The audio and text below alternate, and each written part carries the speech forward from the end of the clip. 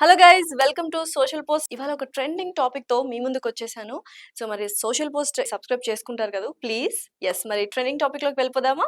ఇవాళ trending topic Maldives.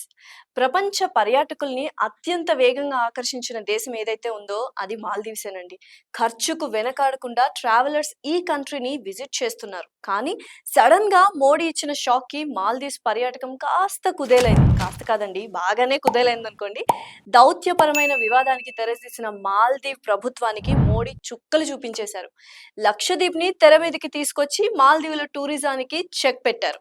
దీంతో భారత్ నుంచి పర్యాటకుల సంఖ్య గణనీయంగా పడిపోయింది. అక్కడి టూరిజం కంపెనీలు కాస్త చతికిల పడ్డాయి. భారతీయుల్ని ఎలా ఆకర్షించాలో తెలియక తలలు పట్టుకున్నారు. జరిగిన పొరపాటును గుర్తించి తప్పును సరిదిద్దుకునే చర్యలు ప్రారంభించింది మాల్దీవ్స్ యంత్రాంగం. దీనికోసం భారత హైకమిషనర్ తో చర్చలు ప్రారంభించింది. ఇరు దేశాల మధ్య ఫ్రెండ్షిప్ బిల్డ్ చేసుకునేందుకు మాల్దీవుల association of travel and tour operators MATATO పేరుతో చర్చలు మొదలుపెట్టారు. ఇండియన్ టూరిస్టులని ఆకర్షించేందుకు ప్రముఖ నగరాల్లో ప్రత్యేక ప్రోగ్రామ్స్ కూడా ప్లాన్ చేసేస్తున్నారు. ఎందుకంటే మాల్దీవులకు ఇండియన్ టూరిస్టులు కావాల్సిందేగా మరి. వారికి భారత్ కీలక మార్కెట్ అన్నమాట. ఇండియాలోని ట్రావెల్ కంపెనీలతో ఫ్రెండ్షిప్ చేసేందుకు ప్రణాళికలు సిద్ధం చేస్తోంది అక్కడి ప్రభుత్వం. రోడ్ షోస్ ద్వారా టూరిస్టులను అట్రాక్ట్ చేసేందుకు స్కెచ్లు వేస్తోంది. ఇండియాలోని ప్రముఖ ఇన్ఫ్లుయెన్సర్లతో ప్రమోషన్స్ చేసేందుకు కూడా ప్లాన్ చేసేస్తున్నారు. దీనికోసం భారత్ హై కమిషనర్ తో కలిసి మీటింగుల మీద మీటింగులు పెట్టేస్తున్నారు.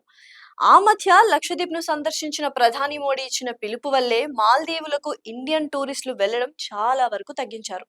సాహసాలు చేయాలంటే లక్షద్వీప్ ను సందర్శించండి అని ఓ వీడియో విడుదల చేశారు ప్రధాని మోడీ. దీంతో సోషల్ మీడియాలో మాల్దీవులకు వ్యతిరేకంగా లక్షల్లో పోస్టులు కనిపించాయి. దీంతో మాల్దీవుల ప్రభుత్వం ఉలిక్కిపడింది. వాళ్లకు తేరుకోవడానికి ఇన్ని నెలలు పట్టింది. దీంతో ఎలాగైనా భారత్ తో దోస్తీ చేసుకోవడం బెటర్ అని ఫీల్ అయింది. దీనికోసమే మటాటో తీవ్రంగా కృషి చేసింది.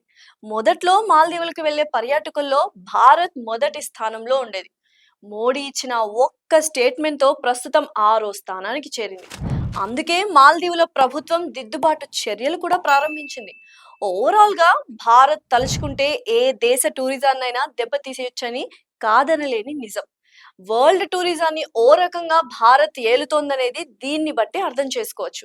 ఇదండి ఇవాల్టి ట్రెండింగ్ టాపిక్. మరొక ట్రెండింగ్ టాపిక్ తో మీ ముందుంటాం. Until then take care, bye by.